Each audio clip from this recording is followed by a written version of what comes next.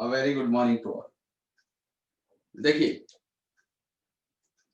Last class में pollen grain की formation किस तरीके से होती है, मतलब माइक्रोस्पोरोजेनेसिस को हम लोग पढ़ चुके थे और मैंने वहां पे आपको पॉलन ग्रेन का स्ट्रक्चर भी बताया था कि किसी भी पॉलन ग्रेन में सबसे बाहर वाली लेयर एक्साइन होती है।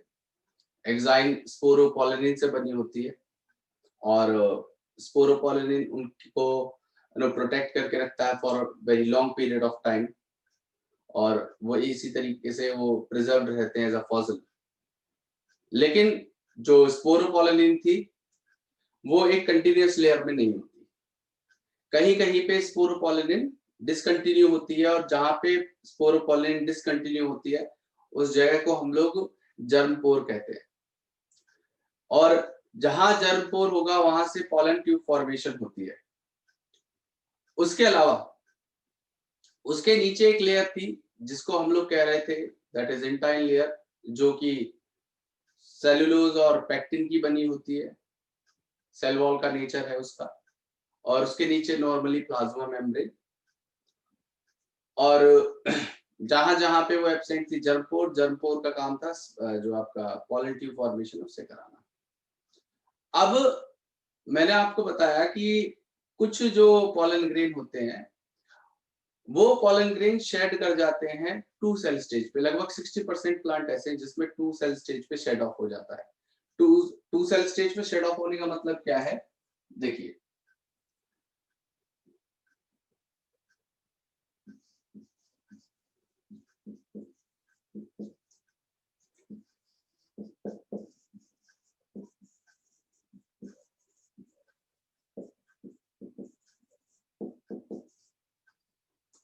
फ्लावरिंग प्लांट्स, देखिए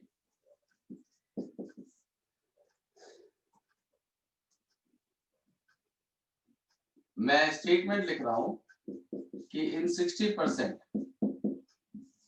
एंजियोस्पर्म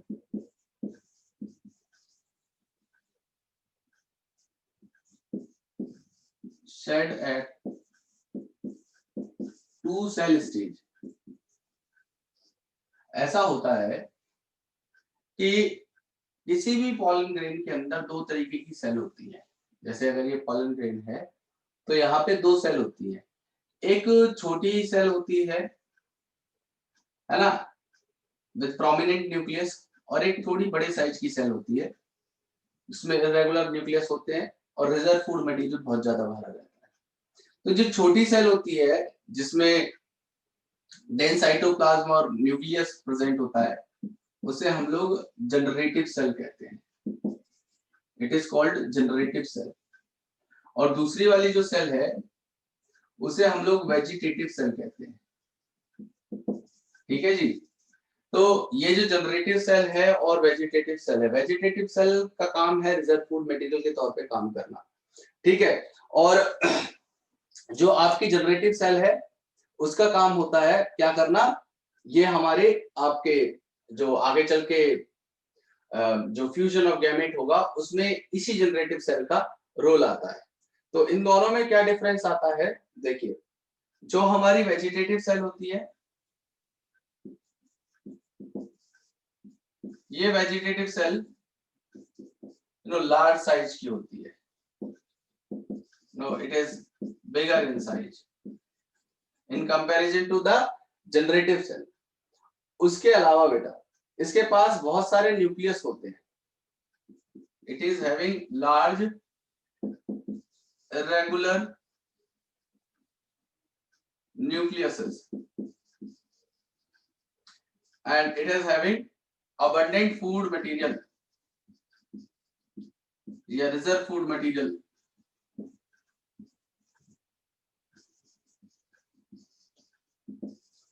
ठीक है, ये वेजिटेटिव सेल है। अब दूसरी वाली सेल होती है जिसे कहते हैं हम लोग जनरेटिव सेल।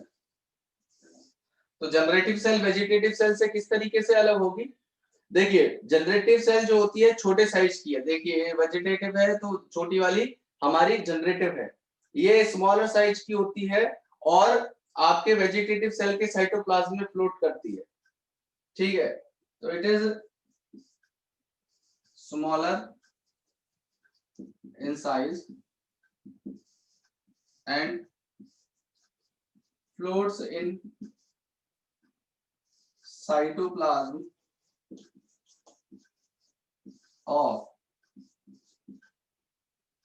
vegetative cell.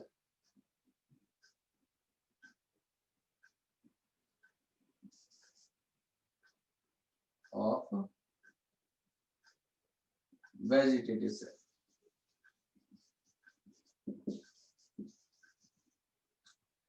तो कुछ प्लांट्स में तो एक जनरेटिव होता है, एक वेजिटेटिव सेल होता है, इसी सेल पे ये क्या हो जाता है, शेड हो जाता है, मतलब रिलीज हो जाता है।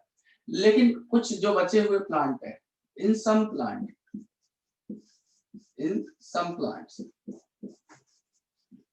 क्या होगा कि ये जो जनरेटिव सेल है ये एक बार और माइटोटिक डिवीजन कर लेती है, मतलब एक बार और डिवाइड कर जाती है, जिसकी वजह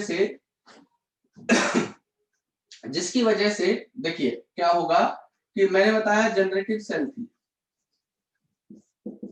जनरेटिव सेल ने डिवाइड कर लिया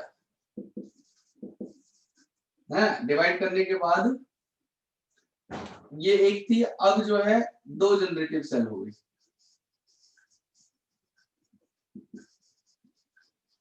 और एक वेजिटेटिव सेल रह गई।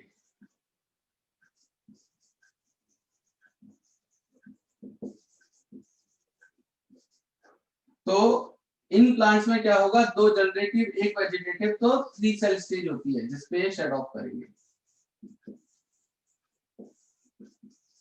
तो कुछ प्लांट में 2 सेल स्टेज पे शेड ऑफ करेगा पॉलन ग्रेन हमारा, और कुछ प्लांट में 3 सेल स्टेज पे शेड ऑफ होता है।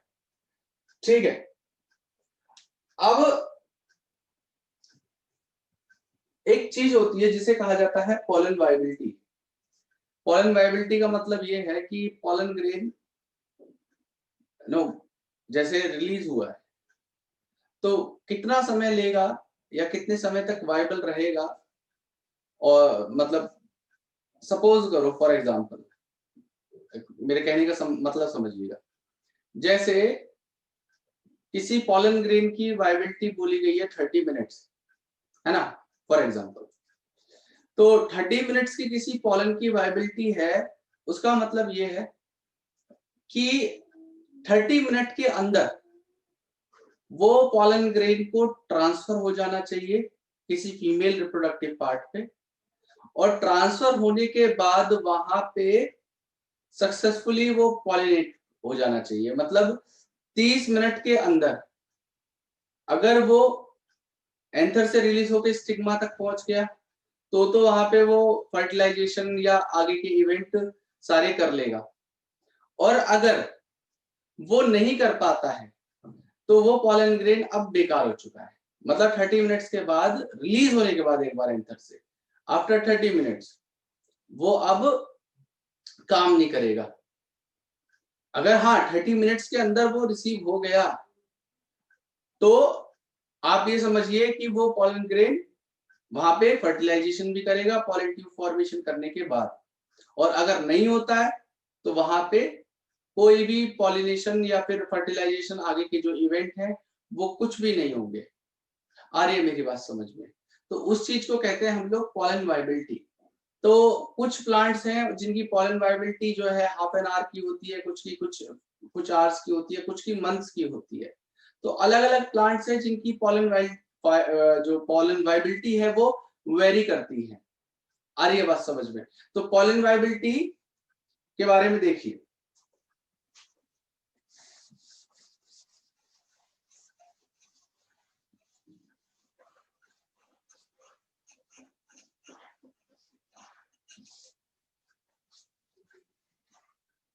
सी देखिए, जो पॉलन वायबिलिटी है, कुछ सीरियल्स जैसे राइस हो गया, व्हीट हो गया, ठीक है, इन सीरियल्स के लिए पॉलन वायबिलिटी जो होगी वो 30 मिनट्स तक की हो सकती है। ठीक है जी, तो it is for 30 minute only. लेकिन कुछ फैमिलीज है हमारी, जैसे लेग्यूमिनेसी फैमिली या रोजेसी फैमिली या सोलेनेसी फैमिली, इनके लिए पॉलन वाइबिलिटी हमारी लगभग मंथ्स तक की होती है। रोजेसी एंड, मैं लेग्यूमिनेसी पूरा नहीं लिखा, आप लेग्यूमिनेसी पूरा लिख लीजिएगा, और सोलेनेसी।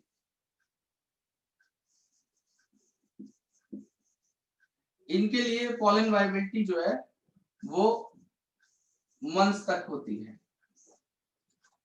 आगे बात समझ में। तो ये बात है हमारे पॉलन ग्रेन की। अब एक दो चीजें हैं जो और हमें पढ़नी है पॉलन ग्रेन से रिलेटेड। वो है जैसे कि कोई भी पॉलन ग्रेन है, वो पॉलन ग्रेन किस तरीके से, मतलब लाइक इफ आई से, कुछ पॉलन ग्रेन तो बेनिफिशियल है और कुछ पॉलन ग्रेन जो होते हैं वो हार्म भी करते हैं। और कौन से बेनिफिशियल है, कौन से हार्म करते हैं, और उनको स्टोर करके कहाँ रखा जाता है, उसकी हम बात कर लेते हैं। तो देखिए,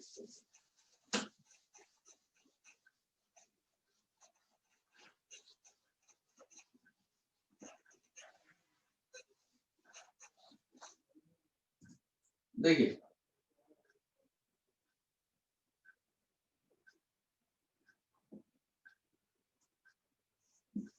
few species pollens are allergic in nature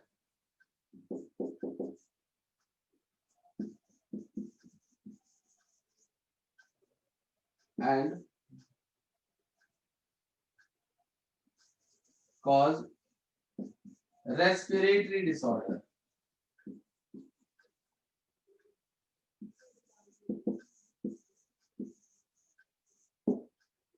जैसे एस्मा और ब्रोंकाइटिस।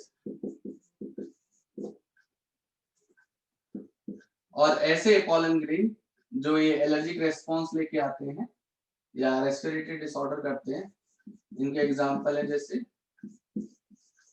पार्थेनियम और ज़ैंथियम।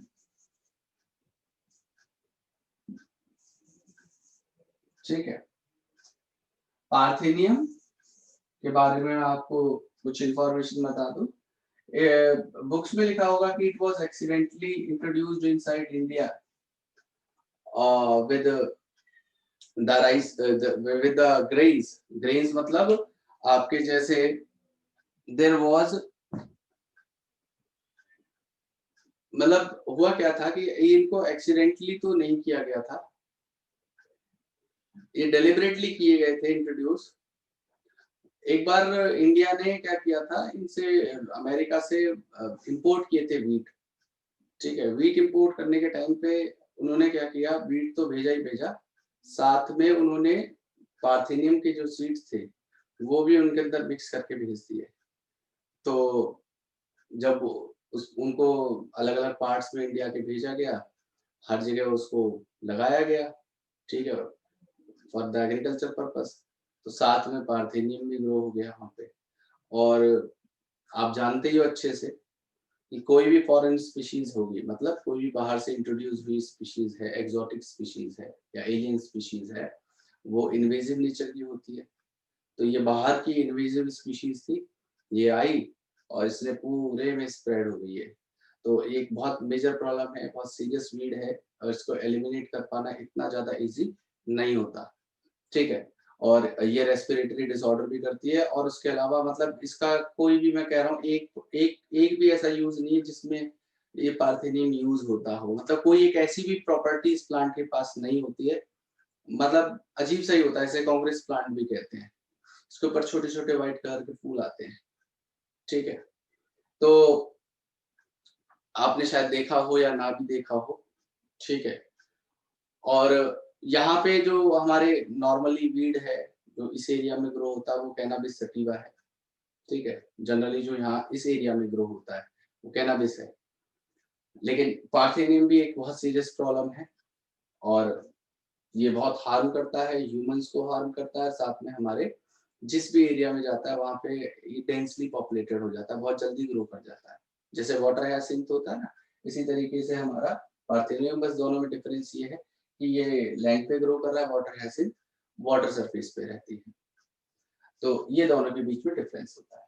उसके अलावा कुछ हमारे पॉलन ग्रेन हैं, there are some pollen grains जो कि रिच होते हैं न्यूट्रिएंट में, रिच इन न्यूट्रिएंट्स, ठीक है। जैसे प्रोटीन्स के अंदर बहुत ज्यादा ये रिच होंगे, ठीक है। तो होगा क्या कि इन पॉलन ग्रेन्स की जो रिच है न्यूट्रिएंट में, इन पॉलन्स को, इनकी जो है पॉलन की टैबलेट्स बना दी जाती है पॉलन ग्रेन्स की, और इनके सिरप तैयार किए जाते हैं। मतलब इनको एज अ न्यूट्रिएंट सोर्स के तौर पे यूज किया जाता है। और स्पेसिफिकली किन के लिए यूज किया जाता है? जो हमारे एथलीट्स होते हैं या रेस हॉर्सेस होते हैं,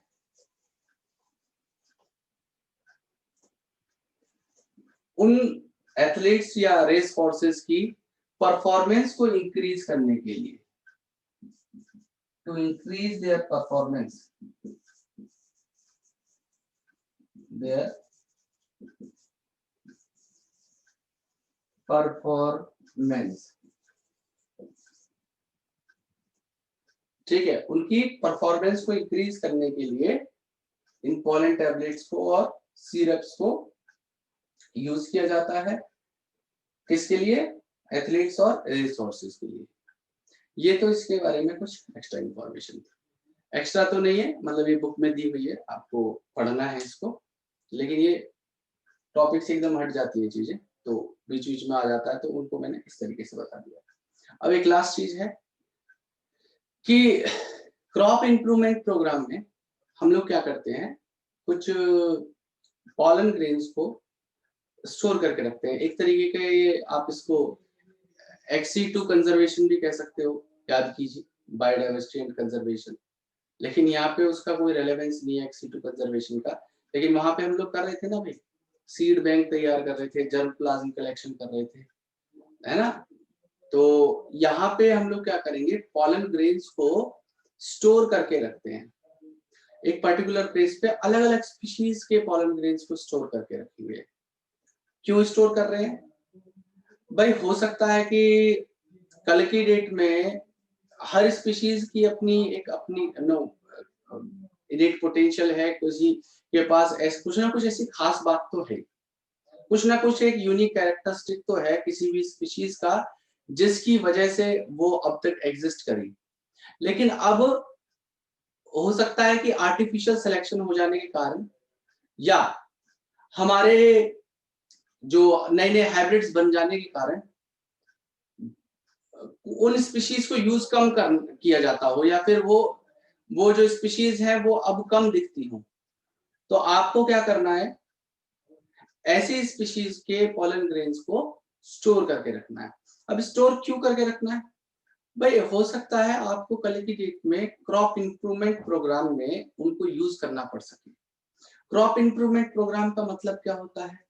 देखिए, क्रॉप इंप्रूवमेंट प्रोग्राम का मतलब होता है कि बेटर ईल्ड के लिए, या किसी न्यूट्रिएंट सोर्स के लिए, या डिजीज रेजिस्टेंस के लिए आप क्या कर रहे हो, एक नए तरीके का हाइब्रिड प्लांट तैयार कर रहे हो। अब हाइब्रिड प्लांट तैयार करने के लिए आपको मेल और फीमेल गैमेट दोनों की रिक्वायरमेंट होगी।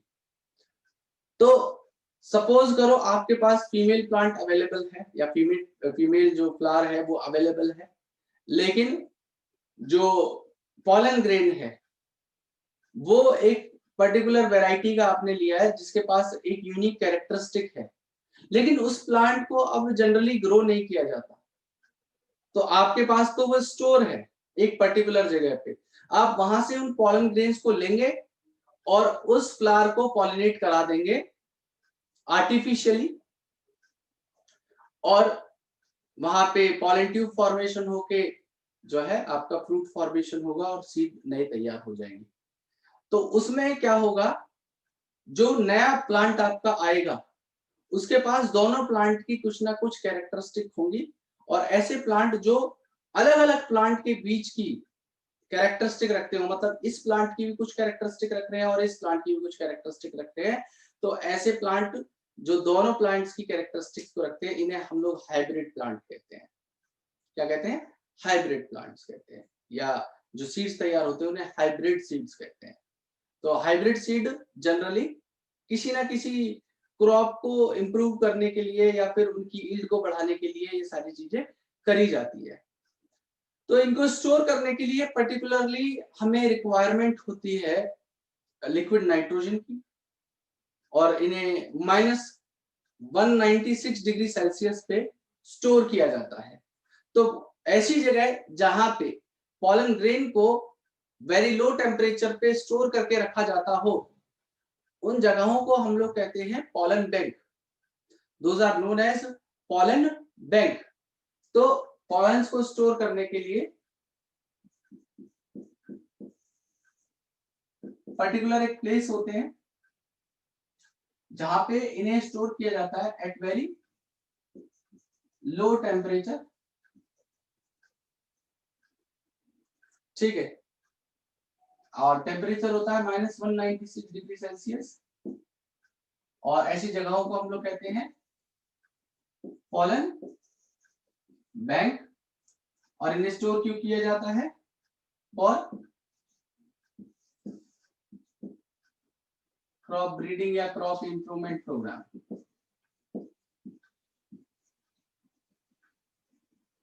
फ्यूचर में अगर यूज करना है तो इनको पॉलन ग्रेन्स को उन पॉलन बैंक से आप निकाल लीजिए। अब ये जो मेल वाला पार्ट था ये तो यहाँ पे खत्म हुआ। अब फीमेल गैमेटोफाइट की बात कर लेते हैं कि फीमेल गैमेटोफाइट किस तरीके से होगा, या फीमेल रिप्रोडक्टिव पार्ट जो है वो किस तरीके से होगा। तो देखिए, मेल वाला जैसे हम लोगों ने पढ़ा है ना, स्ट्रक्चर पढ़ा, उसके बाद गैमेट फॉर्मेशन के बारे में पढ़ा कि किस तरीके से वहां पे जो गैमेट था वो फॉर्म हुआ, मतलब मेगास्पोरोजेनेसिस। जैसे माइक्रोस्पोरोजेनेसिस में पॉलन ग्रेन की फॉर्मेशन पढ़ी थी, यहाँ पे हम लोग एग या ओवम की या मेगास्पोर की फॉर्मेशन को पढ़ेंगे, तो उसे हम लोग मेगास्पोरोजेनेसिस कहते हैं। तो देखिए, मैं अब स्टार्ट कर रहा हूँ female reproductive part of any plant.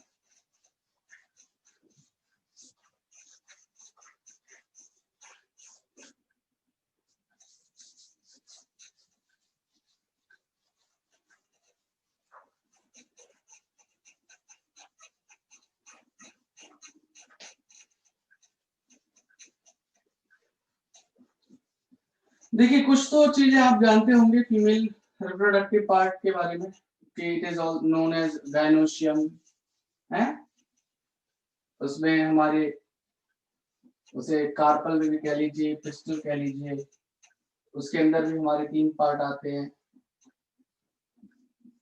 That is stigma, style and ovary है। स्टिग्मा वाला जो पार्ट होता है, it is a platform provided for landing of pollen grain. फिर उसके बाद हमारा एक स्टाइल वाला पोर्शन होता है। स्टाइल का पर्टिकुलर काम होता है कि जो पॉलन ग्रेन आया है उसकी पॉलन ट्यूब को फॉर्मेशन कराना है, मतलब स्टिग्मा और ओवरी के बीच में जो पाइप लाइक स्ट्रक्चर है जिसके थ्रू पॉलन ट्यूब रीच करेगी ओवरी में, उसे हम लोग स्टाइल कहते हैं।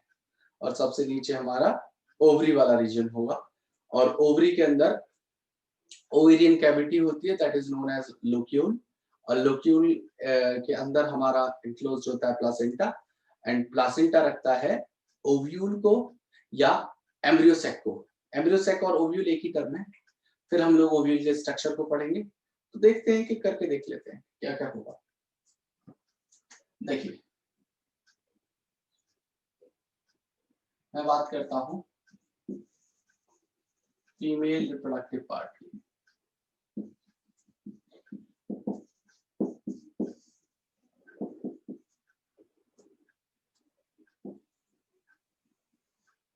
देखिए female reproductive part is also known as gynoecium, pistil और कार्पल, है ना। इनके अंदर 3 पार्ट होते हैं,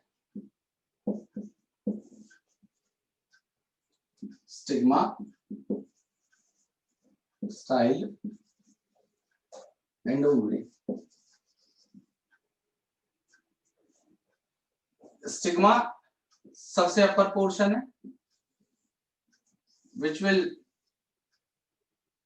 receive the pollen grain। ठीक है भाई, ये क्या करेगा, आपका pollen grain को रिसीव करेगा। और फिर आ जाता है हमारा ये वाला पार्ट, तो हो गया स्टिग्मा। फिर बीच वाला पोर्शन है, इसे हम लोग स्टाइल कह देते हैं। और नीचे वाला पोर्शन है जो सोलन पार्ट है, इसे हम लोग ओवरी कहते हैं। It is known as ovary. तो जो स्टिग्मा है इसका काम है it collect the pollen grain, जो पॉलिनेट होके यहाँ पे पहुंचे हैं। फिर जो स्टाइल वाला पोर्शन है, इसके थ्रू यहाँ पे ये पॉलन ग्रेन जर्मिनेट होगा और पॉलन ट्यूब फॉर्मेशन करता है ना। तो पॉलन ट्यूब की जो फॉर्मेशन होगी वो थ्रू स्टाइल होगी। ठीक है, तो ये एक ट्यूब लाइक स्ट्रक्चर है, is a tube like structure through which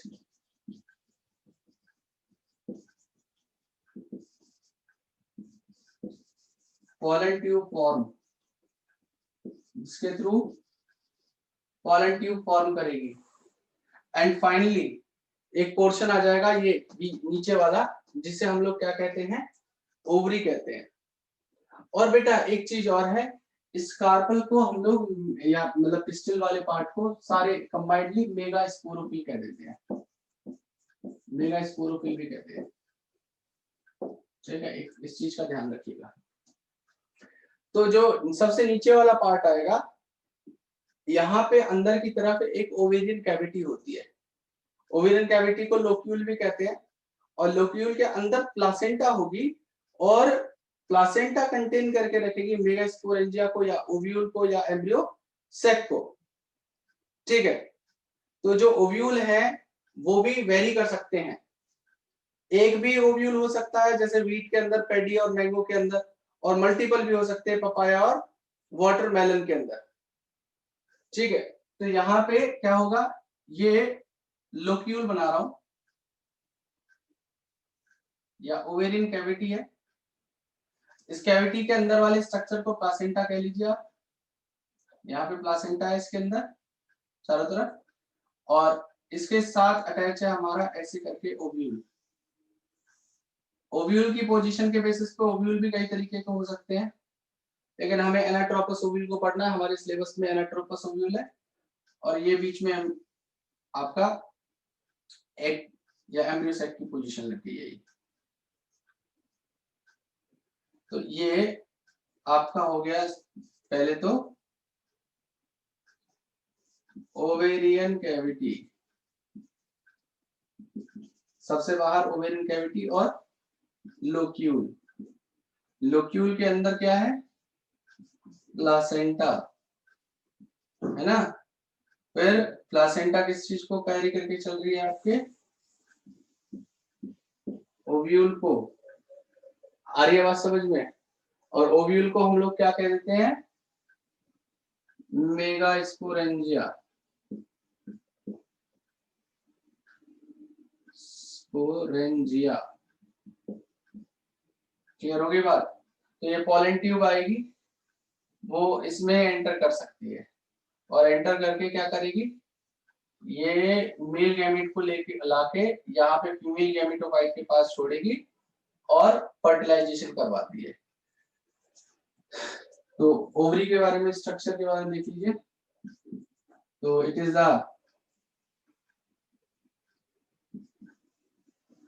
basal part of pistil and it contain ovarian cavity or locule in which there is presence of placenta and placenta contain आपका ovule. ठीक है, ovule का number very कर सकता है, ovule single हो सकते हैं, मतलब एक, किसके अंदर, जैसे पैडी हो गया, वीट हो गया और मैंगो हो गया, और मल्टीपल भी हो सकते हैं। मल्टीपल किसके अंदर होंगे, जैसे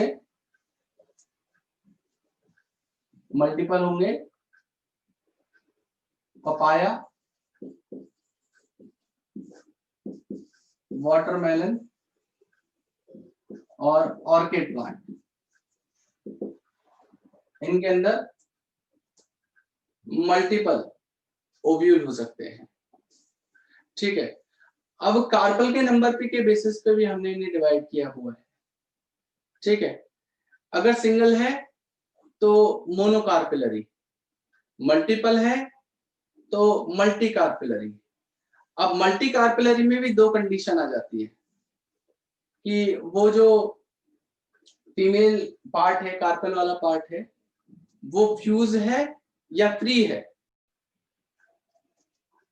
हाँ जी, तो मैं कंडीशन बता रहा था आपको कि अगर कार्पल सिंगल है तो इट इज कॉल्ड मोनोकार्पिलरी, और एक से ज्यादा कार्पल या पिस्टल है तो उसे हम लोग मल्टी कार्पिलरी कह देते हैं। अब मल्टी कार्पिलरी के अंदर भी हमारी दो कंडीशन आती है कि वो फ्यूज्ड है या फ्री फॉर्म में है। अगर फ्री फॉर्म में है तो उन्हें हम लोग कह देते हैं क्या, आपका एपोकार्पस, और फ्यूज्ड है तो उन्हें हम लोग कह देते हैं सिनकार्पस। तो इनके भी एग्जांपल्स हैं। ठीक है, तो ध्यान से सुनिएगा और समझिएगा।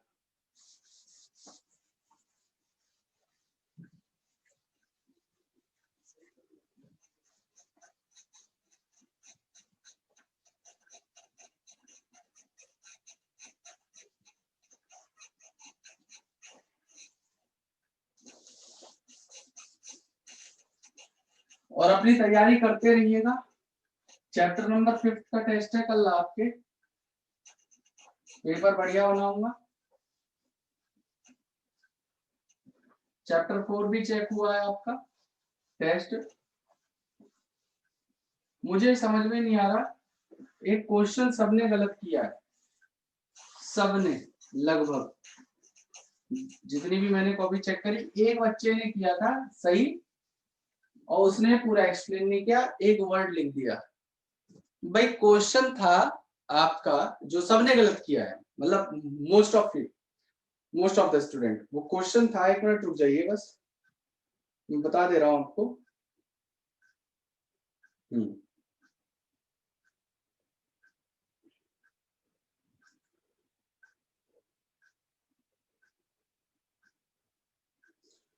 क्वेश्चन था कि a couple where both husband and wife are producing functional gamete but the wife is still unable to conceive is seeking medical aid.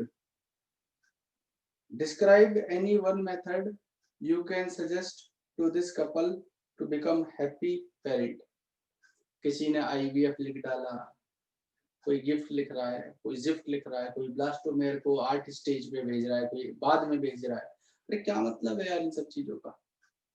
सीधी सीधी बात है भाई, दोनों स्टेटमेंट क्या लिखा हुआ है, क्वेश्चन पढ़ोगे आप ध्यान से, कि हस्बैंड वाइफ दोनों फंक्शनल गैमेट बना रहे हैं, ठीक है, लेकिन वाइफ कंसीव नहीं कर पा रही है, मतलब इम्प्लांटेशन नहीं हो रहा उसके अंदर, तो आप सीधा सीधा सरोगेसी नहीं कर सकते हो भाई। सरोगेट मदर भी तो एक ऑप्शन था सबसे लास्ट में। तो आपको इतने सारे जो गिफ्ट जिफ्ट और ये सब आप ICSI और ये सारे टेक्निक लगा के देख रहे हो, एक बार शायद सरोगेसी करके देख लो, हो सकता है आपका आंसर भी सही हो जाए और उन बेचारों कपल को बच्चा मिल जाए। तो थोड़ा सा सोच समझ के आंसर लिखा करिए और गो थ्रू करा करिए, मतलब रिवीजन नहीं करते हो आप, बिना रिवीजन के टेस्ट दिया है कईयों ने, तो ऐसे ही बस काम चलाओ। ठीक है, पूछ रहा हूँ RCH प्रोग्राम में क्या क्या था।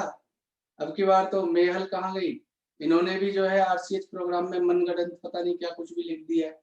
अरे भैया की पॉइंट्स लिखिए, ठीक है, आप अपने आंसर को मैच करिएगा, जो चीज बताई गई है उनसे मैच करिएगा। अरे मैं ये नहीं कह रहा बुकिश लैंग्वेज लिखिए आप, लेकिन ऐसा तो लिखिए कि वो आसपास तो हो उसके। ऐसे थोड़ी आप कुछ भी लिख डालोगे इतने दिन के, कि कुछ भी जो तुम्हारे दिमाग में बात है सब लिख डालिए, हाँ ठीक है ये तो ऐसा ही है चैप्टर। गलत बात है ये, थोड़ा सा तरीके से लिखिए आंसर्स को। और क्वेश्चंस, मतलब मेरे को तो एक्सपेक्टेशन, एक बच्चे ने लिखा है सरोगेसी बस, और उस सरोगेसी जिसने लिखा है उसने एक वर्ड में लिख दिया सरोगेसी, दैट्स इट। उनका नाम मेरे को याद नहीं आ रहा, नहीं तो लगभग सबने गलत लिखा है, लगभग सबने जो भी आंसर लिखे हैं, मतलब जो नहीं, मतलब इस पर्टिकुलर आंसर की बात करो। बाकी तो पेपर इतना टफ नहीं था कि आप उसमें गलतियां करते इतनी ज्यादा। लेकिन ध्यान रखिएगा, थोड़ा रिवीजन करके टेस्ट देंगे ना तो ज्यादा अच्छा रहेगा। और टेस्ट करवाने का मेन पर्पज है मेरा रिवीजन करवाना, टेस्ट थोड़ी ना करके नीचा दिखाना है तुम लोग को कि ये तुम्हारे नंबर नहीं आ रहे, तुम बेकार हो, वाहियात हो, पढ़ते नहीं हो, ऐसे थोड़ी करना है। करने का मेन पर्पज है रिवीजन होते रहना साथ में, कि हर वीक में एक टेस्ट ले लिया, एक चैप्टर का रिवीजन हो गया, तो क्या होगा आपके सिलेबस मजबूत हो जाएगा। ऐसा मेरा कोई पर्पज नहीं है कि आपको ये करने के लिए, थ्रेट करने के लिए, ह्यूमिलिएट करने के लिए मैं टेस्ट करता हूँ। टेस्ट आपके रिवीजन के लिए। तो थोड़ा सा जो है ना उस चीज को, डेकोरम को मेंटेन करिए आप लोग भी। एक रूटीन बना लीजिए, एक वीक में एक टेस्ट ले रहे हैं सर, एक चैप्टर दे रहे हैं, पढ़ लेते हैं, कोई बात नहीं है। और अब की बार तो मैंने पहले बता दिया बड़ा चैप्टर था, और उससे अगले वीक का भी अभी बता दे रहा हूँ। जो कहते हैं ना मेरे से कि सर आप तो 1-2 दिन पहले बताते हो, हम रिवीजन नहीं कर पाते, तो उनको भी बता दे रहा हूँ मैं। इस बार 5वीं का हुआ है तो अगला छठा है, तो छठा इसके लिए और डबल टाइम दे दिया है।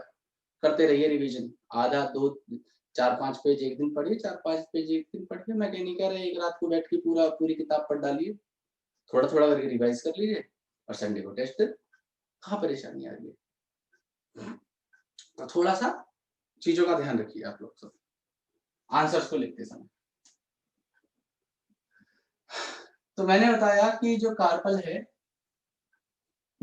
या पिस्टल है, अगर ये सिंगल है तो क्या कह रहे थे हम उसे, मोनोकार्पेलरी। और अगर मल्टीपल है तो क्या कह रहे हैं हम लोग उसे, मल्टी कार्पेलरी। मल्टी कार्पेलरी में भी क्या होगा, 2 कंडीशन है, एक एपोकार्पस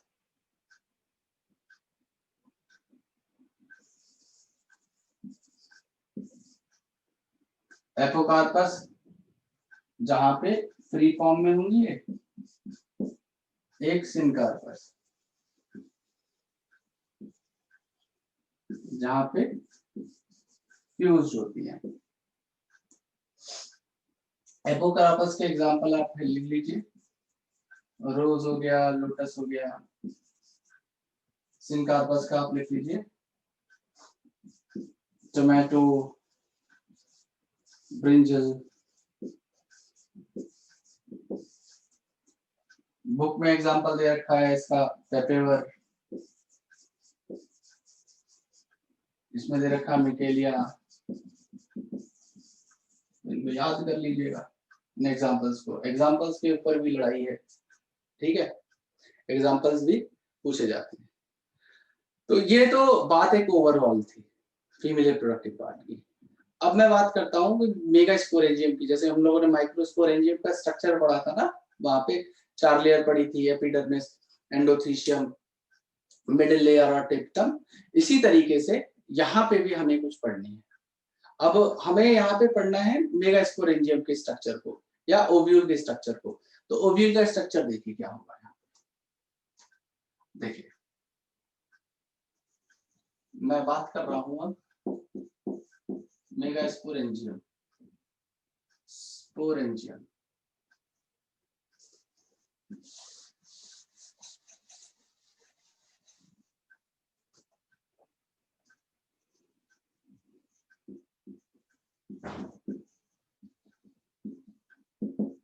और अभी आपका भी आंसर थोड़ी देर में आ जाएगा, ठीक है। तो मेगा स्पोरेंजियम को हम लोग ओव्यूल भी कहते हैं। तो ये जो मेगा स्पोरेंजियम है, इसके स्ट्रक्चर को बनाया जाए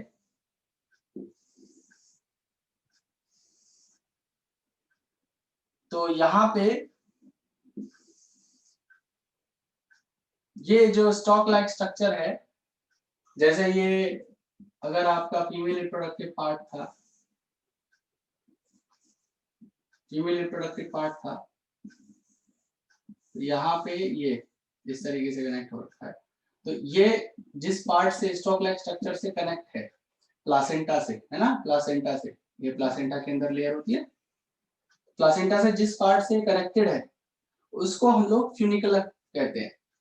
it is known as funicle, ठीक है। फ्यूनिकल का काम है अटैच करके रखना इस ओव्यूल को प्लासेंटा वाले पार्ट से। क्लियर हो रही है बात। फिर जी जहां पे फ्यूनिकल खत्म हो जाए और ओव्यूल वाला पूरा मेन बॉडी शुरू हो जाए, इन दोनों के बीच के पॉइंट को, मतलब जहां पे फ्यूनिकल खत्म हो और ये मेन पार्ट स्टार्ट हो जाए ओव्यूल का, उस पॉइंट को या जंक्शन को जहां पे ये खत्म होगा ये स्टार्ट होगा, उसको हम लोग हिलम कहते हैं। Hilum, hilum is a junction जहां पे फ्यूनिकल खत्म होता है और ये ओव्यूल का मेन पार्ट शुरू हो जाता है, ठीक है। फिर उसके बाद क्या होगा कि ये वाला जो पार्ट है ऊपर, जो पोर लाइक स्ट्रक्चर है, देखो ये खाली जगह रही है, तो इसे हम लोग कहते हैं माइक्रोपाइल। माइक्रोपाइल का काम होता है जब भी पॉलन ट्यूब आएगी तो इसके थ्रू एंटर करेगी, किसके थ्रू, माइक्रोपाइल के थ्रू एंटर करती है। तो माइक्रोपाइल का काम होता है पॉलन ट्यूब की एंट्री करवाना। अब देखिए बिफोर फर्टिलाइजेशन तो पॉलन ट्यूब की एंट्री करवाएगा।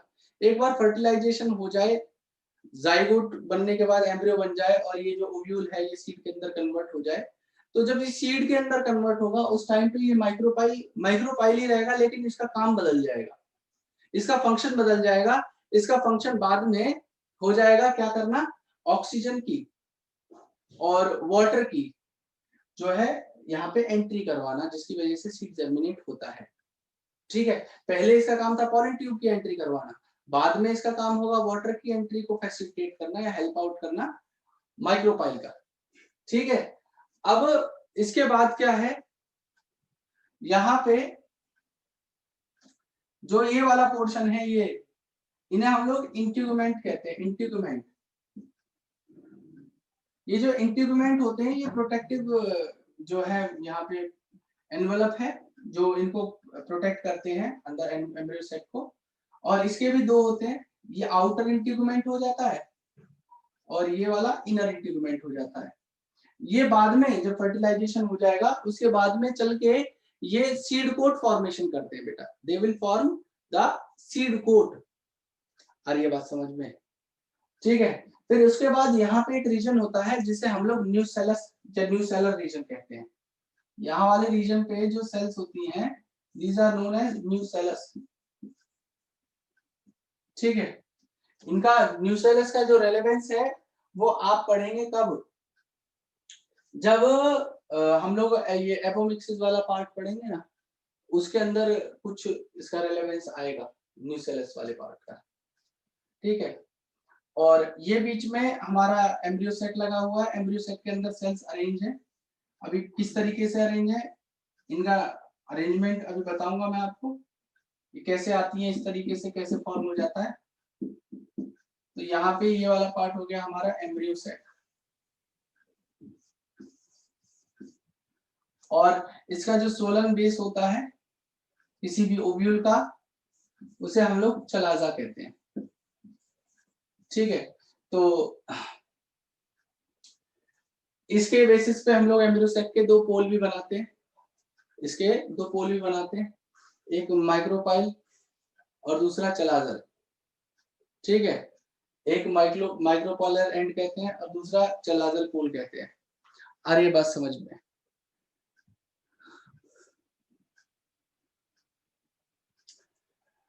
न्यूसेलस का काम जो बेटा आप जो कह रहे हो हर्षित, ये फूड रिजर्व होते हैं, मतलब इनका काम है न्यूट्रिशन प्रोवाइड करना डेवलपिंग एम्ब्रियो को। ये जो रीजन है न्यूसेलस का, ये हमारा जनरली क्या करता है, जो आपका एम्ब्रियो है, डेवलपिंग एम्ब्रियो है, उसको न्यूट्रिशन प्रोवाइड करने का काम करेगा। और ये जो न्यूसेलस बने होते हैं, ये पैरेन्काइमेटस टिश्यूज से बने होते हैं, और इनको चारों तरफ से इंट्यूबमेंट प्रोटेक्ट करने के लिए तो है ही है, ठीक है। और एम्ब्रियो सेक वाला जो पार्ट है, ये बीचों बीच वाला, ये पूरा का पूरा हमारा फीमेल गेमेटोफाइट है। और उसके अलावा माइक्रोपाइल, इंट्यूबमेंट, हिलम और फ्यूनिकल, ये सारी चीजें मैं आपको बता ही चुका हूं। अब यहाँ पे जो एम्ब्रियो सेक के अंदर मैंने ये जो सेल्स का अरेंजमेंट बनाया है, ये ठीक है। अब एक चीज और है, हाँ, इसको आपकी जो एग्जाम होंगे उसमें आपसे पूछा जाएगा, draw label diagram of anatropous ovule. देखिए, एनाट्रोपस का मतलब क्या है बेटा, पोजीशन के ऊपर इनको जो है नाम दे दिए गए हैं कि ठीक है, एम्फीट्रोपस, एनाट्रोपस, किर्किनोट्रोपस, बहुत सारे ट्रोपस होते हैं इसके अंदर। लेकिन अभी आपको पढ़ना है, अगर आपको उसको ज्यादा डिस्क्राइब वे में पढ़ना है, जो पुरानी वीडियो बनाई हुई है ओव्यूल उसकी चैप्टर 2 की, उसमें देख लेना, बहुत बड़ा चार्ट बनाया है मैंने उसमें, और सारे सारे जितने भी टाइप के ट्रोपस होते हैं उन सबको एक्सप्लेन किया है। अभी रिवीजन चल रहा है, इसलिए मैं सारी चीजों को एक्सप्लेन नहीं कर रहा, क्विकली खत्म कर रहा हूँ, ठीक है, क्योंकि क्विक रिवीजन करना है हमें। तो बस केवल जो एनसीईआरटी है मैं उतना ही बता रहा हूँ आपको, एक्स्ट्रा कोई बताने की कोशिश नहीं कर रहा। तो एनाट्रोपस का मतलब होता है, एक्चुअली ये तो बना ऐसे है, लेकिन इसकी जो पोजीशनिंग होती है वो जस्ट रिवर्स होती है। एनाट्रोपस ऐसा नहीं होता बेटा, एनाट्रोपस ऐसा नहीं होता है। एनाट्रोपस क्या होता है, जस्ट रिवर्ट पोजीशन में इस तरीके से लगा होता है। यहाँ पे ये जो एनाट्रोपस है, ये उल्टा लगा होता है ऐसे, ये फ्यूनिकल नीचे की तरफ होती है, ठीक है, ये ऐसे होते हैं हमारे एम्ब्रियो सेक, ऐसे है। और जो पोलन ट्यूब आती है ना, यहाँ से फॉर्म होकर पोलन ट्यूब आ रही है, वो नीचे की तरफ से एंटर करती है यहाँ से, ठीक है, ना कि सीधी आती है। तो पोजीशन के बेसिस पे हम लोगों ने इसको एनाट्रोपस कहते हैं। अरे ये बात समझ में। और न्यूसेलस का काम न्यूट्रिशन प्रोवाइड करने का है डेवलपिंग एम्ब्रियो को। तो ये तो बात रही कुछ जनरल सी, बिल्कुल प्योर, मतलब ज्यादा मैं फालतू बातें नहीं कर रहा, मैं बिल्कुल पॉइंट टू पॉइंट बात करने की कोशिश कर रहा हूँ यहाँ पे। अब मेगास्पोरोजेनेसिस की बात कर रहा हूँ मैं, कि मेगास्पोरोजेनेसिस क्या होता है, ठीक है। मतलब मेगास्पोरेंजियम पढ़ लिया हम लोगों ने, अब मेगास्पोरोजेनेसिस मतलब मेगास्पोर का जो फॉर्मेशन होगा वो किस तरीके से होता है उसकी बात करनी है हमें मेनली। तो देखिएगा और समझिएगा मेगास्पोरोजेनेसिस को। देखिए, जैसे माइक्रोस्पोरोजेनेसिस में क्या था, हमारी एंथर के अंदर माइक्रोस्पोरेंजिया थी, और उसके माइक्रोस्पोरेंजिया के अंदर एक स्पोरोजिनस टिश्यू था, और वो जो स्पोरोजिनस टिश्यू था वहां पे मौजूद थी क्या, माइक्रोस्पोर मदर सेल। और उन माइक्रोस्पोर मदर सेल ने क्या किया था, मियोटिक डिवीजन किए थे, मियोसिस 1 एंड मियोसिस 2। और मियोटिक डिवीजन करने के बाद एक माइक्रोस्पोर टेट्राड की फॉर्मेशन की थी, और माइक्रोस्पोर टेट्राड में बाद में हमारे 4 अलग अलग माइक्रोस्पोर फॉर्म हो गए थे। तो वहां पे एक माइक्रोस्पोर मदर सेल ने 4 पॉलन ग्रेन्स को फॉर्म किया था। और इसी से रिलेटेड आपके सीबीएसई इस साल आया भी है, मियोटिक डिवीजन से रिलेटेड क्वेश्चन है, ठीक है। अभी उसको भी बता दूंगा, उस दिन भी मैंने बताया था। तो देखिएगा ये किस तरीके से होगा, समझिए। मैं हेडिंग डाल रहा हूं मेगा स्पोरोजेनेसिस।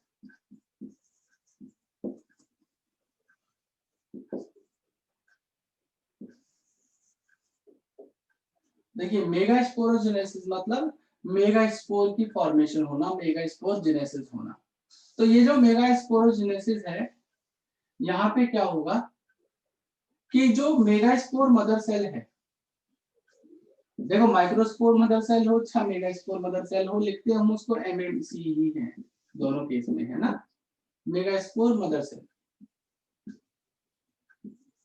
दोनों ही डिप्लॉयड होती है, और डिप्लॉयड जो सेल है ये दो मियोटिक डिवीजन करेगी, मियोसिस 1 करेगी और मियोसिस 2 करेगी। ये सीक्वेंशियल मैनर में होगा, पहले मियोसिस 1 होगा 2 सेल बनेगी, फिर मियोसिस सेकंड होगा तो 4 सेल बनेगी। मैं directly meiosis first and second करके आपको बता रहा हूं।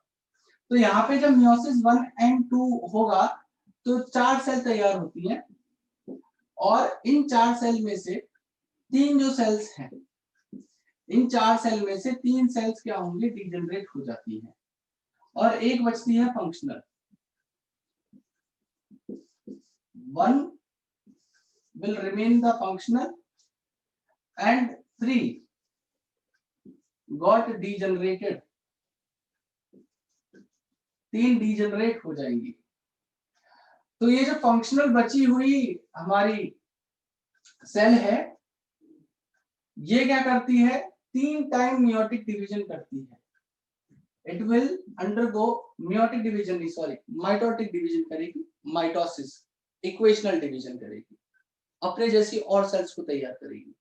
तो यहाँ पे जो बची हुई फंक्शनल सेल है वो फर्स्ट माइटोसिस करेगी, और पहला माइटोसिस करने के बाद यहाँ पे 2 सेल स्टेज पे आ जाएगा ये। फिर यहाँ पे होगा सेकेंड माइटोसिस, ठीक है जी, सेकेंड माइटोसिस। सेकेंड माइटोसिस होने के बाद हमारी 4 सेल बनेंगी। फिर थर्ड माइटोसिस होगा, थर्ड माइटोसिस होने के बाद हमारी 8 सेल बन जाएंगी, ठीक है, 8 सेल बन जाएंगी। तो ये जो टोटल 8 सेल्स हैं उनमें से अरेंजमेंट कैसे हो जाएगा, जैसे ये एम्ब्रियो सेक था, 2 सेल थी तो एक अपोजिट पोल पे आ जाएंगी दोनों। फिर ये आगे चल के 4 सेल में डिवाइड हुई तो 2 सेल इस एंड पे आ गई, 2 सेल इस एंड पे आ गई, ठीक है। और फिर जब 8 सेल बनी तो 8 सेल बनने के टाइम पे क्या हुआ कि जो 3 सेल्स थी वो एक साथ इस एंड पे आई, और इन तीनों सेल्स को हम लोग एंटीपोडल सेल कहते हैं। इन तीनों ही सेल्स को जो ऊपर 3 रही इन्हें एंटीपोडल कहेंगे, और 2 सेल्स नीचे की तरफ चली जाती हैं जिन्हें हम लोग सिनर्जिड कहते हैं। और सिनर्जिड के बाद हमारा फॉर्म होता है क्या, आपका एग एपेरिटस, ठीक है। तो ये 6 सेल्स हो गई, अभी भी 2 सेल्स बाकी हैं। तो जो रिमेनिंग बीच 2 सेल्स बची हुई हैं वो आपस में क्या करेंगी, फ्यूज कर जाएंगी, और फ्यूज करने के बाद एक सेल फॉर्म करेगी। तो यहाँ पे इनके बीच में जो ब्लैक डॉट लगा रहा हूँ ये है न्यूक्लियस। तो सेल कितनी रहेंगी यहाँ पे, 3 ऊपर 3 नीचे, 6, और बीच में एक सेल बनी है, मैंने क्या बोला, फ्यूज कर जाएंगी। तो ये दोनों सेल्स आपस में फ्यूज करके एक सेल बन गई है। तो यहाँ पे टोटल 7 सेल है और 8 न्यूक्लियस है, क्योंकि एक सेल के पास 2 न्यूक्लियस है बीच वाली, जिसे पोलर न्यूक्लियाई कहते हैं। और एक सेल के पास 2 न्यूक्लियस होंगे तो वो डिप्लॉयड होगी, क्योंकि इसका n इसका n, तो 2n हो जाएगा। बाकी सारी सेल्स हैप्लॉइड है, केवल पोलर न्यूक्लियाई है जो यहाँ पे डिप्लॉयड होगी। बाकी सारी की सारी सेल्स यहाँ पे क्या होती हैं, हैप्लॉइड होती हैं। तो इनको नामकरण कर दीजिए, इनका नामकरण कर दीजिए। ये तीनों क्या हो गई हमारी, एंटीपोडल, ये क्या हो गई, पोलर न्यूक्लियाई, है ना। ये हो गई एग, ये दोनों क्या हो गए, सिनर्जिड,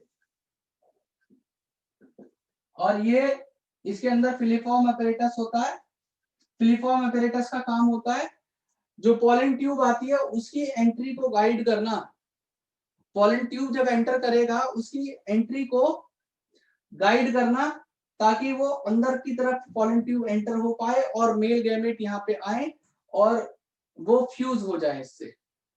आ रही है बात समझ में? तो ये नीचे वाला पार्ट होता है, इसे हम लोग फिलीफॉर्म अपैरेटस कहते हैं। फिलीफॉर्म अपैरेटस, क्लियर हो रही है बात? और इस स्टेज को जो फाइनली बन के आती है इसे हम लोग क्या कहते हैं? 7 celled 8 nucleate stage. 7 cell 8 nucleate stage, इसके ऊपर बहुत क्वेश्चन बनते हैं। मेगास्पोरोजेनेसिस के ऊपर बहुत क्वेश्चन बनते हैं। बेटा देखो एंटीपोडल सेल का ऐसा कोई यूज तो है नहीं ना एनसीईआरटी में गिवन, लेकिन हाँ कभी कभार जब जो एपोमिक्सिस हम लोग पढ़ेंगे या पॉलीएम्ब्रियोनी जब हम पढ़ेंगे तो उस टाइम पे एंटीपोडल सेल भी फर्टिलाइजेशन कर लेती है। कभी कभार, बहुत रेयर केसेस है जहां पे एंटीपोडल सेल फर्टिलाइजेशन में रोल प्ले करती हैं, वो एक्सेप्शनल केसेस हैं। बाकी तो ये कुछ नहीं करती हैं।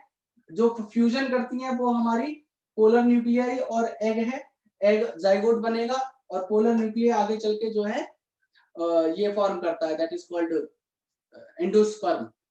ठीक है, और ये सब डीजनरेट हो जाती है। जिनका कोई काम नहीं बचता तो ये डीजनरेट हो जाती है। जिनका काम है वो आगे परसिस्ट करता है और अपना काम करता है। ठीक है, अब ये बात रही यहाँ तक। अब आपके जो क्वेश्चन था कि मोनोस्पोरिक डेवलपमेंट क्या होता है, तो बेटा मोनोस्पोरिक डेवलपमेंट का मतलब क्या है कि ये जो फंक्शनल मेगास्पोर बची थी, ये वाली 3 डीजनरेट हो गई थी ना, तो ये बची हुई थी एक फंक्शनल मेगास्पोर। तो इस फंक्शनल मेगास्पोर से पूरा का पूरा ये एम्ब्रोसेक की सेल्स तैयार हुई है नहीं हुई है, तो एक से बनी है, तो इसलिए इसे मोनोस्पोरिक डेवलपमेंट कहते हैं। पूरा ये जो डेवलपमेंट हुआ है एम्ब्रियोसेक का वो एक इकलौती फंक्शनल मेगास्पोर से तैयार हुआ है, इसलिए इसे मोनोस्पोरिक डेवलपमेंट कहा जाता है। आ रही है बात समझ में? तो ये हमारी बात हो गई किसकी? मेगास्पोरोजेनेसिस की। और 7 सेल्ड 8 न्यूक्लिएट स्टेज भी ये आपके सामने एक्सप्लेन कर दिया मैंने। अब जितना पार्ट भी हमारा कंप्लीट हो चुका है, अब क्या होगा? अब बात करते हैं मेल रिप्रोडक्टिव पार्ट को पढ़ लिया, मेल गैमेट फॉर्मेशन की बात कर लें। अब बात होती है हमारी जो है फीमेल वाले भी पढ़ चुके हैं, फीमेल के गैमेट फॉर्मेशन भी देख लिया। अब गैमेट ट्रांसफर की बात है कि गैमेट ट्रांसफर किस तरीके से होगा। तो गैमेट ट्रांसफर को पढ़ने के लिए हमें एक टॉपिक पढ़ना है जिसे हम लोग पॉलिनेशन कहते हैं। तो पॉलिनेशन का मतलब क्या होता है? पॉलिनेशन का मतलब है कि जो मेल गैमेट है, मेल गैमेट का जो ट्रांसफर है एंथर से स्टिग्मा पे, उसे पॉलिनेशन कहते हैं। अब पॉलिनेशन ऐसा नहीं है कि दो अलग अलग फ्लावर के बीच में हो सकता है। मतलब जैसे सपोज करो ये एक फ्लावर है और दूसरा एक फ्लावर है और इसके पॉलन ग्रेन उनके इस फ्लावर के ऊपर आ रहे हैं तो ही पॉलिनेशन कहलाएगा। अगर ये बाइसेक्सुअल फ्लावर है, अगर ये बाइसेक्सुअल फ्लावर है तो यहाँ पे दोनों के दोनों मेल और फीमेल रिप्रोडक्टिव पार्ट मौजूद होंगे और मौजूद होने की वजह से वो आपस में भी गैमेट का फॉर्म जो ट्रांसफर है यहाँ पे इस फ्लावर के अंदर इकलौते फ्लावर में हो सकता है। तो इसी नेचर के ऊपर हम लोगों ने पॉलिनेशन को कई कैटेगरीज में डिवाइड किया है। तो एक कैटेगरी होती है जिसे हम लोग ऑटोगैमी कहते हैं। ऑटोगैमी कहते हैं। ऑटोगैमी का मतलब होता है कि एक सेम फ्लावर के अंदर उसके मेल रिप्रोडक्टिव पार्ट से फीमेल रिप्रोडक्टिव पार्ट पे पॉलन का ट्रांसफर हो जाना with in the same flower, तो इट इज कॉल्ड ऑटोगैमी। फिर एक प्रोसेस होता है जिसे जिटोनोगैमी कहते हैं। जिटोनोगैमी के अंदर क्या होगा कि एक ही प्लांट है, एक प्लांट के दो अलग फ्लावर्स, एक के पॉलन ग्रेन से दूसरा फ्लावर, प्लांट सेम है, पॉलिनेट हो जाए, तो ये क्या है? इसे हम लोग जिटोनोगैमी कहते हैं। तो जो जिटोनोगैमी है इसे अगर बात करें फंक्शनली तो क्रॉस पॉलिनेशन है, लेकिन जेनेटिकली ये सेल्फ पॉलिनेशन होता है। मतलब ऑटोगैमी सेल्फ पॉलिनेशन ही कहलाता है हमारा, मतलब सेम फ्लावर के अंदर ही पॉलन का ट्रांसफर हो जा रहा है, आपस में कर ले रहे हैं वो, तो उसे हम लोग ऑटोगैमी कहते हैं। तो देखिए इसके बारे में हम लोग बात कर लेते हैं, थोड़ा सा तरीके से लिख के ज्यादा समझ में आता है, वर्बली कितना ही बोल लो थोड़ी सी समझ में कम आती है चीजें, है ना, तो लिख के ज्यादा समझ में आता है, तो लिख के ही तरीके से समझेंगे हम लोग।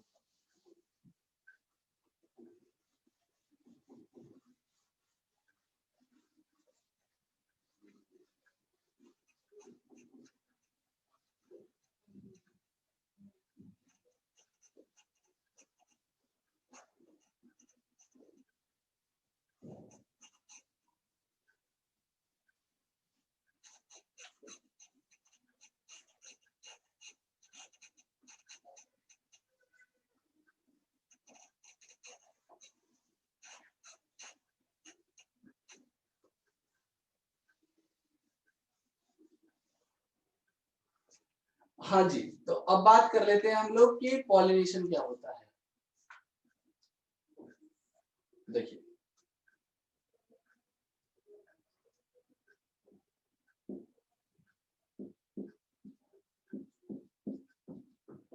पॉलिनेशन का मतलब होता है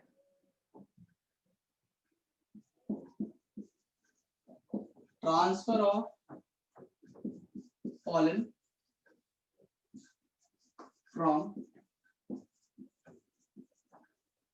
anther to stigma.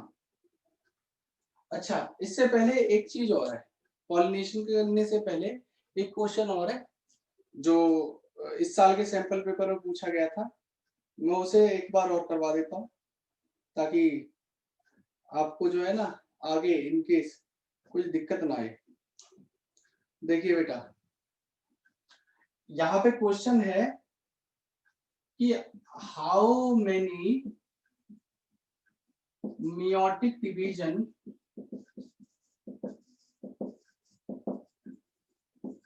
are required to produce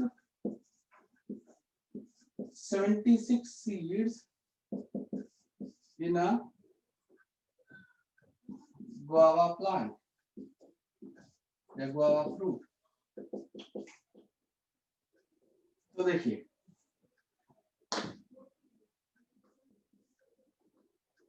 कितने मियोटिक डिवीजन की रिक्वायरमेंट होगी, 76 गुआवा फ्रूट को फॉर्म करने में। तो आप इसको किस तरीके से अटेम्प्ट करेंगे इस क्वेश्चन को, देखिए भाई आप सीधा सीधा एक चीज जानते हैं कि जो एक माइक्रोस्पोर मदर सेल थी, जो माइक्रोस्पोर मदर सेल थी,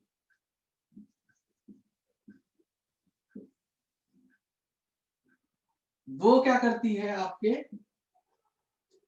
4 पॉलन ग्रेन्स को बना लेती है, मतलब 4 माइक्रोस्पोर को बना सकती है, आप अच्छे से जानते हो,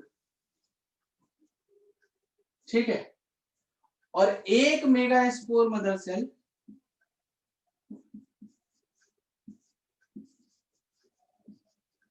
मियोटिक डिवीजन करने के बाद, मैं मियोसिस की बात कर रहा हूं अभी, मियोसिस फर्स्ट एंड सेकंड की, 4 ही बनाती है, लेकिन उन 4 में से 3 डिजनरेट हो रही थी और एक मेगा स्पोर बच रही थी, एक मेगा स्पोर यहां पे बच रही थी।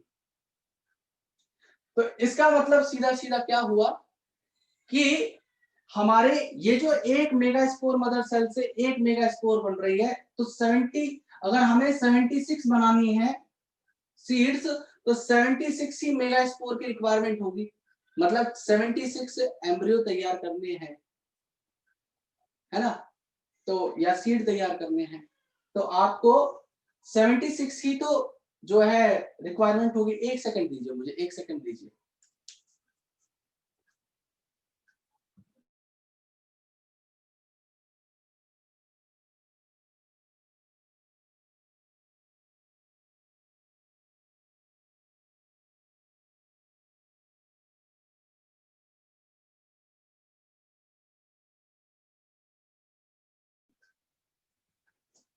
हाँ जी, तो यहाँ पे क्या होगा, 76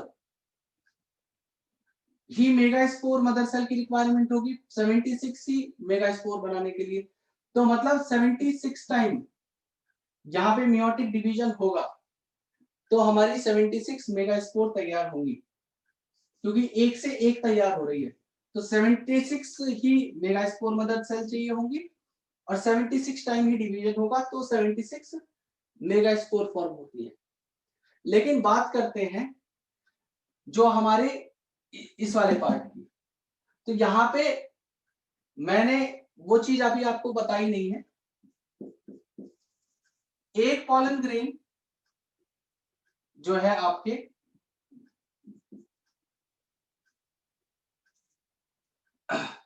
उसकी रिक्वायरमेंट यहाँ पे नहीं है। यहाँ पे क्या होगा कि जो एक माइक्रोस्पोर मदर सेल है वो 4 पॉलन ग्रेन को बना रहा है, तो आप सीधा सीधा क्या करिए, 76 को डिवाइड कर दीजिए 4 से, ठीक है। तो 4 1 जा 4 और 4 9 जा 36, ठीक है। तो आपके 19 मियोटिक डिवीजन की रिक्वायरमेंट होगी यहाँ पे, ठीक है जी। क्यों? क्योंकि यहाँ पे 19 माइक्रोस्पोर मदर सेल होंगी और वो क्या कर देंगी, 76 पॉलन ग्रेन को फॉर्म कर सकती है। आ रही है बात समझ में? क्यों? क्योंकि एक microspore mother cell 4 pollen grain बना रही है। तो यहाँ पे क्या होगा, आप 76 प्लस 19 कर दीजिए, तो 9 6 15 हो जाएगा, और 7 1 8 एंड 1 9, तो टोटल 95 डिवीजन की रिक्वायरमेंट होगी। टोटल 95 डिवीजन की रिक्वायरमेंट होगी यहाँ पे 76 सीड्स को बनाने के लिए। आपको ज्यादा कुछ नहीं करना है, आपको बस याद रखना है कि माइक्रोस्पोर मदर सेल के अंदर एक माइक्रोस्पोर मदर सेल 4 को फॉर्म करती है, और मेगा स्पोर के केस में आपको याद रखना है कि एक मेगा स्पोर मदर सेल एक ही मेगा स्पोर को फॉर्म करेगी, कि 3 जो है डीजनरेट कर जाती है। तो फिर आपका ये जो क्वेश्चन है, इस टाइप के जैसे भी क्वेश्चन आए वो आप सॉल्व कर पाएंगे। आ रही है बात समझ में? तो ये सारी चीजें हैं जो आपको ध्यान रखनी है, और ऐसे टाइप के क्वेश्चंस में ना थोड़ा सा दिमाग लगाने की जरूरत होती है, हल्का सा, तो ये सॉल्व हो जाते हैं, इजीली सॉल्व हो जाते हैं। बहुत सारे क्वेश्चन है, जैसे डीएनए फिंगरप्रिंटिंग में क्वेश्चंस आते हैं, मदर फादर और चाइल्ड का दे दिया, तीनों दे दिए, अब तीनों में से आप ढूंढ लो कौन सा फादर है इसका, तीन तीन पैटर्न बना के दे देते हैं वो, मतलब एक उसके चाइल्ड का दे देंगे, एक मदर का दे देंगे, और 3 फादर की बैंड बना के तैयार कर देंगे। अब उन तीनों फादर में से आपको बायोलॉजिकल फादर ढूंढना है, तो आप के पास थोड़ा सा भी अगर आईक्यू है, वहां पे मैं कितने ही 1 लाख क्वेश्चन सॉल्व करवा दूं, लेकिन हल्का सा आईक्यू और दिमाग और थोड़ा पेशेंस आपके अंदर भी होना चाहिए उन क्वेश्चंस को समझने के लिए, और ऐसे क्वेश्चंस को अटेम्प्ट करके सॉल्व करने के लिए। ट्रस्ट मी, क्वेश्चन बहुत इजी होते हैं, बस हल्का सा ये होता है कि जो जिसने उस तरीके के क्वेश्चंस को कभी समझा नहीं या देखा नहीं है, वो उन क्वेश्चन को देखते छोड़ देगा। लेकिन अगर आपने थोड़ा सा भी इस क्वेश्चन को देख के सोचने की कोशिश की कि यार नहीं, मैं तो कर सकता हूं, मैंने हर चीज पढ़ी है, मतलब जब आपके पास, और वो चीज पढ़ाई से आएगी आपकी, क्वेश्चन को आपको बेशक वो बिल्कुल बिल्कुल नए नेचर का क्वेश्चन हो, और आप उस क्वेश्चन को देखो, तो उस क्वेश्चन को देख के ना आपको, अगर आपने पढ़ाई अच्छे से करी है और आपने उस नेचर का क्वेश्चन कभी सॉल्व भी नहीं करा है, लेकिन आपको कॉन्फिडेंस ये रहेगा कि मैंने पढ़ाई अच्छे से करी है, ऐसी कोई चीज नहीं है जो मैं नहीं कर सकता, तो आप उस क्वेश्चन को सॉल्व कर ले जाओगे, डेफिनेटली सॉल्व कर ले जाओगे। और वहां देख के क्वेश्चन को डर गए तो फिर सॉल्व नहीं कर पाओगे। डरना नहीं है, क्वेश्चन देखना है, पहले आराम से उसको सोचना है और फिर सॉल्व कर देना है, ठीक है। तो इस अप्रोच से आपको क्वेश्चंस को करना है, और इस क्वेश्चन को गैमेट के रेस्पेक्ट में पूछा जा सकता है कि 76 सीड्स को फॉर्म करने के लिए कितने मेल गैमेट की रिक्वायरमेंट होगी, कितने फीमेल गैमेट की रिक्वायरमेंट होगी, तो वो भी क्वेश्चन करके देख लेती है। तो ये सब चीजें हैं, और कहीं पे कोई भी समस्या आती है